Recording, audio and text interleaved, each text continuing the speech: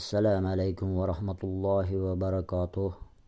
Avvalambor Alloh taologa hamd, payg'ambarimiz Mustafa sollallohu alayhi va sallamga ko'pdan ko'p salovat va salomlarimiz bo'lsin.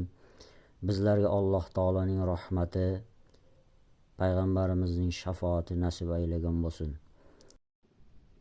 Bismillahirrohmanirrohim. 4-kitob 161-hadis. Abu Hurayra radhiyallohu anhu aytadi: Nabiy sallallohu alayhi va sallam: kim tahorat qilsa, burniga suv olib qoqsin, kim istijmor qilsa, toq qilsin dedilar. Istijmor hojatda tosh bilan tozalash degan ma'noni anglatadi.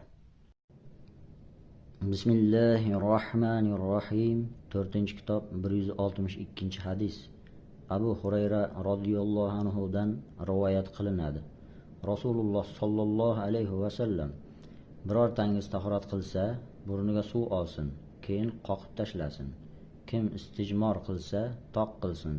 Birortangiz uyqudan uyg'onsa, qo'lini tahorat suviga solishdan oldin uni yuvib olsin. Chunki hech biringiz qo'li qayerda tunaganini bilmaydi dedilar.